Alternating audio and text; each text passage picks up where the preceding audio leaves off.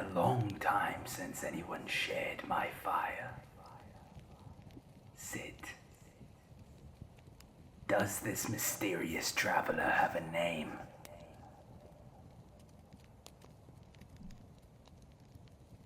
That is a beautiful name. I would like to tell you a story. A story and a warning.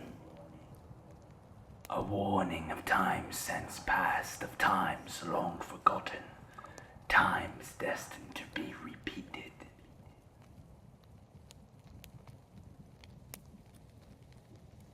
Would you care to heed me?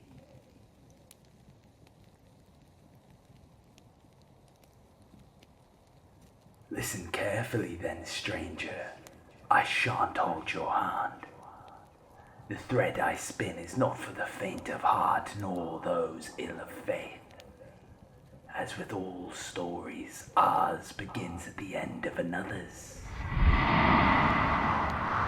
Long before the Blood King, before the Blood Lake ran dry, before the mountain gods abandoned us to our simple sin, before Argos fell beneath the waves, when eagles giant and cunning sat atop their spiraling thrones and looked upon us with lust and envy. In times when all of us remembered how it was to die, here now a boy and his mother.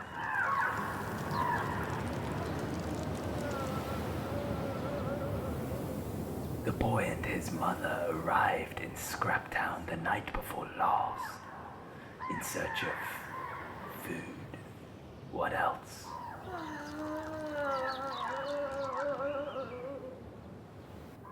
Ugh. There ain't nothing here for you. Nothing. I said it yesterday. I'll say it again. No money. No food. Now go.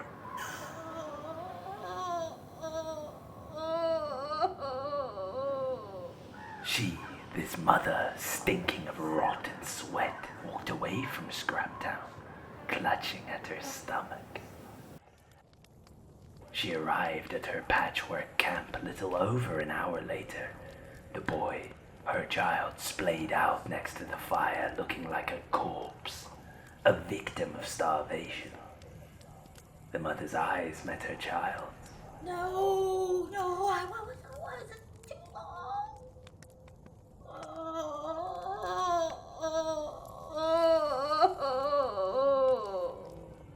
The boy's eyes opened, pale green and bloodshot.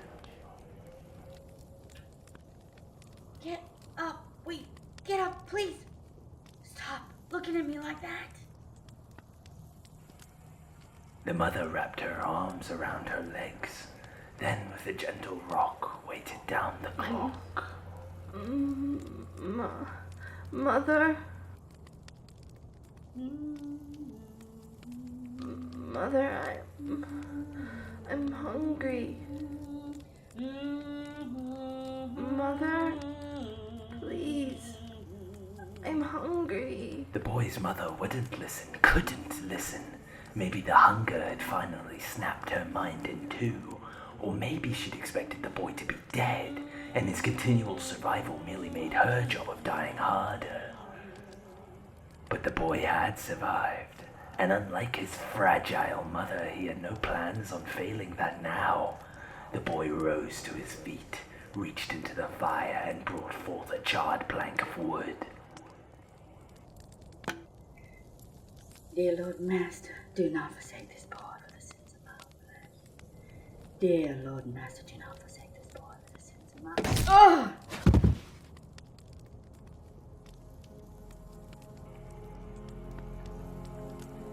The boy stood over his mother's corpse, tall and grim. The firewood log he'd used to commit this matricide was drenched in her blood and splintered with shards of her skull. His glare met her meatless body, and the boy was hungry.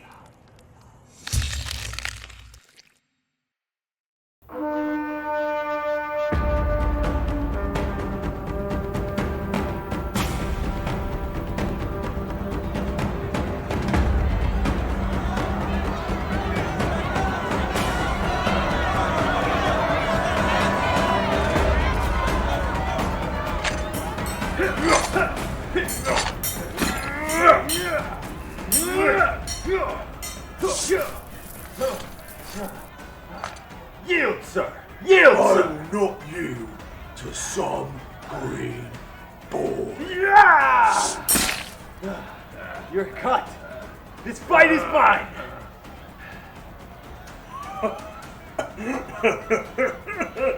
Trust a squire to call a battle so early.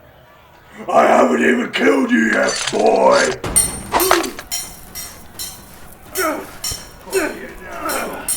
Trust an old man not to know what he's beat.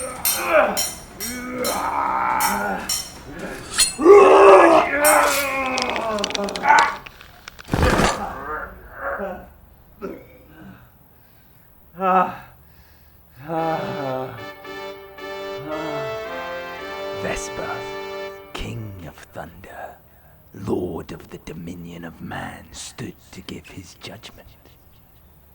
He held out his fist.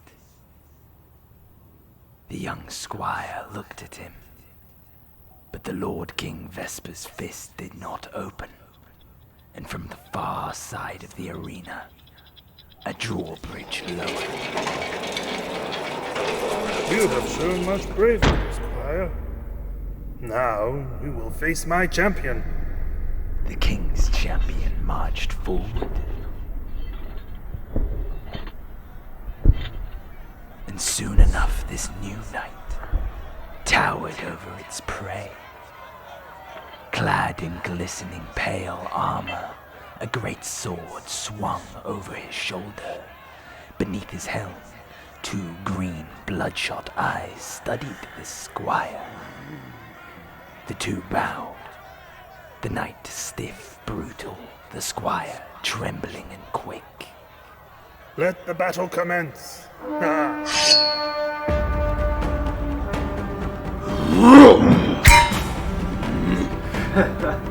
Gotta be faster than...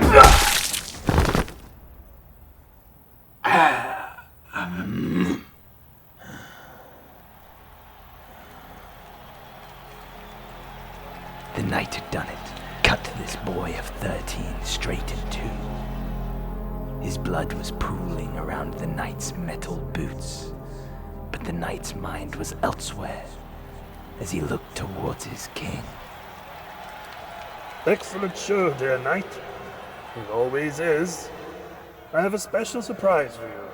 The real test of valor. A test meant only for my true champion.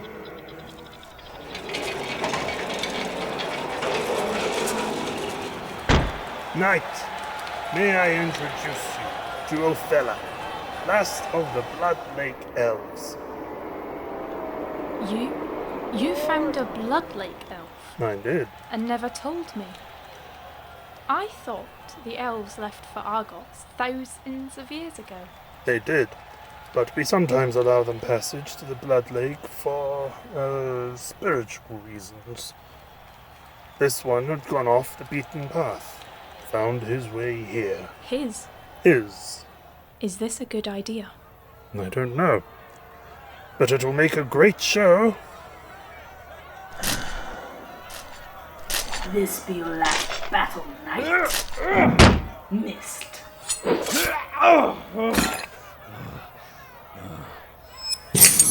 My darts are poisonous, knight. You shouldn't have allowed me this blow. It'll prove fatal!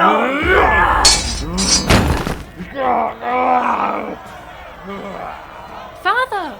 The elf is on top of the knight. Are you going to stop them? Yes, in a minute. You can never call these fights too early. No. But you can call them too late.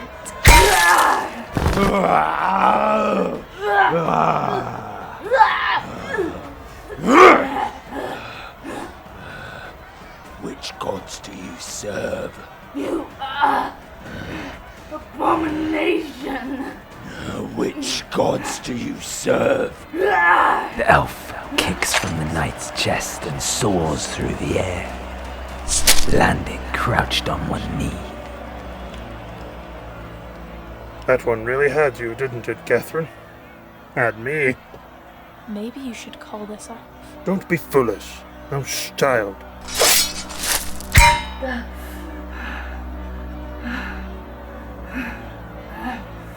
Even for a man of your size, that poison must be making it hard for you to hold your sword.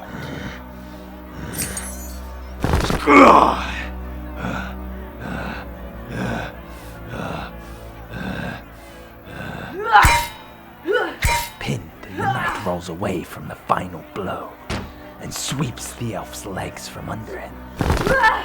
Let go of me! Let go of me! I yield! Father!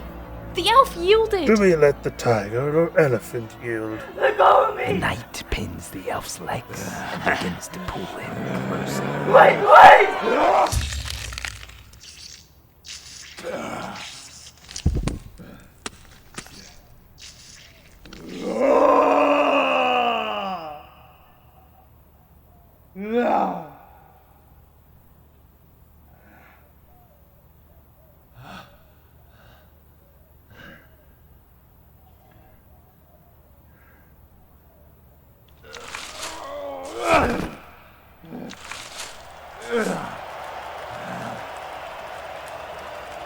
Dear knight, you have fought with great valor. My daughter, Catherine, the fairest in all the land, would like to give you her favor. Would you accept this great honor and join us to break bread in our great hall? Would you accept this, dear knight?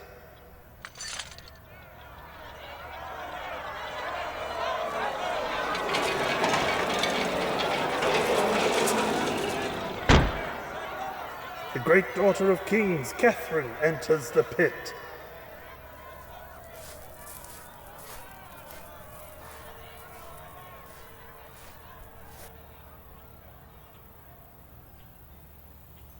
Dear knight, you fought bravely for your king.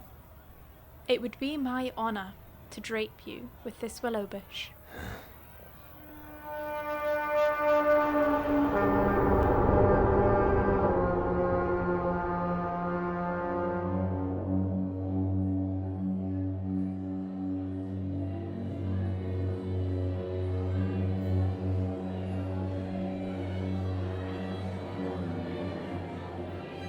The knight sat in the king's great hall, alone and tucked away in the corner.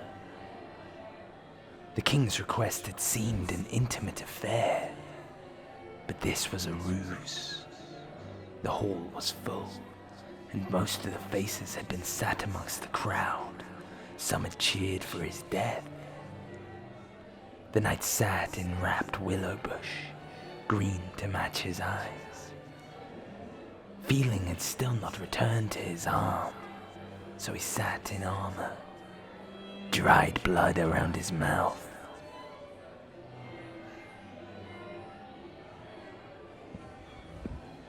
You look a right piece of work, mate. How'd you get in here? Leave the bastard alone, mate. Look at him. I reckon he was in them fighting pits today. Really? What gave you that impression? The blood? Or the armour? Or maybe the Queen's fucking reef? She ain't the queen, mate. You dunce. Fucking may as well be how the king eats her arsehole all the time. That's vile and highly treasonous. I'm just saying. Anyway, mate. You want a soup or something? I wouldn't be eating solid for a while if I were you. Alright. Suit yourself. Come on, Fenrick. Leave the bugger alone.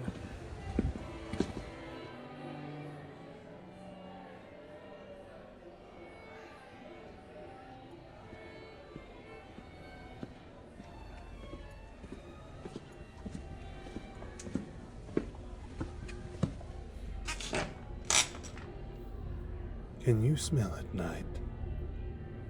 Not the soup, not the lamb or the pig or the fish or the bull or the croc. Beneath all that, can you smell it? The corruption. It lingers in this hall, knight. I just checked upstairs too. Oh, don't tell nobody. But it stinks there too. I took a gander at the seat of the High Lord of Man, the throne of power. It stunk most of all there. Have you smelt it, knight? Or does your visor cover your sense of smell as well as sight? The knight turned to look at this man. He was draped in a ragged brown robe. Beneath his hood, the knight spotted two beady eyes, as small as pins and white like chalk. Can you smell it, knight? The decay of our great kingdom. The elves have left. The mountain gods don't sing in autumn anymore, and the eagles don't hunt. The river of blood runs thicker each year. Can you smell it, knight? No. Then I am sorry. Wine! We shouldn't have let that elf die, Father. Not like that. The intricacies of our modern politics with the Blood Elf are not lost to me, Edward.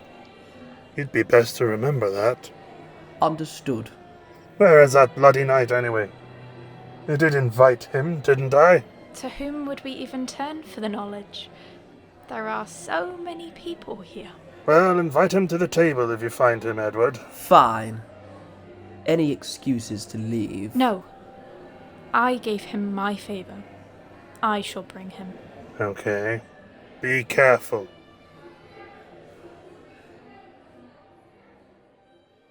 Where would you be, knight, without a kingdom to serve? Or worse, a kingdom you can't serve? Catherine approaches. We shall not meet again. The cloaked man stood and walked back into the crowd.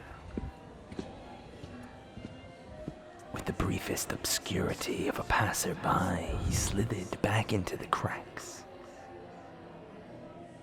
Catherine came to a stop before the knight, and he lowered his head.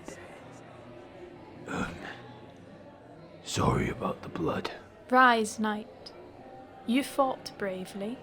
Will you dine bravely? Accompany me to my father's seat. He wishes to honor you. The knight rose to a choir of clanking metal, and he found himself suddenly short of breath. Knight? Are you okay, sir?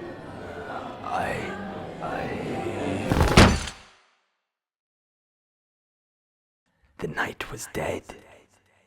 He would remain dead for 11 days. And on the 12th...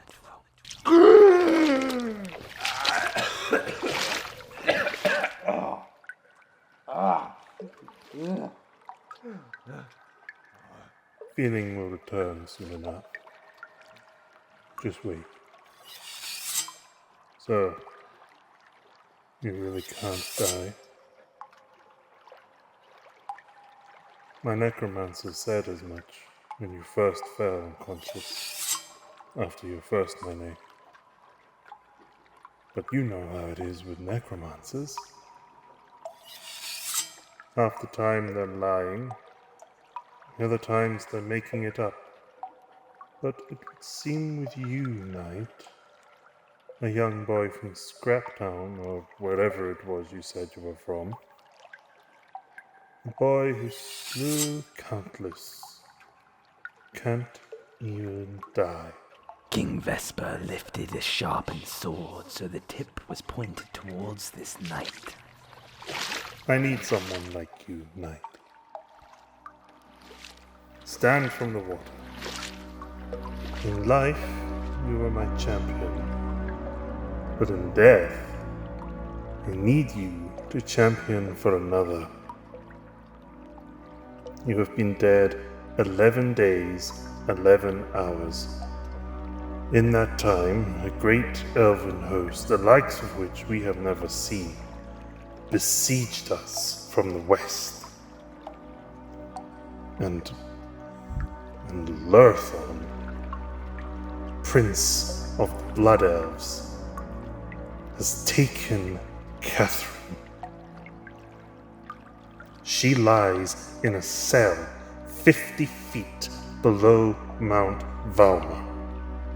And my son, Edward, he took for the Blood Lake. A parley, he called it. It's a trap. They'll be slaughtered. Head there first and turn his army around before any of this gets worse. This is what I ask of you. Can you do it?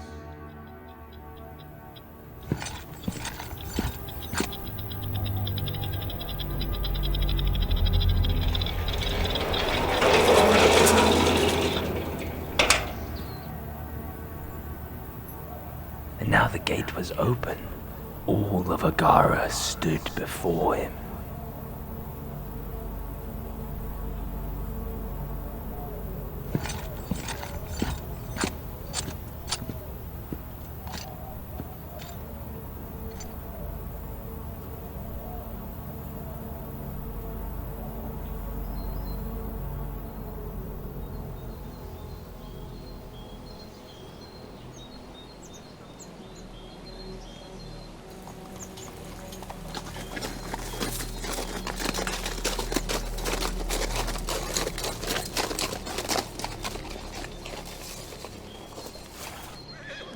Prince, We make camp here. Push for the Blood Lake tomorrow. Prince, there has been rumor. An eagle, I know. Well, Jewel, only time will tell. Come on, girl.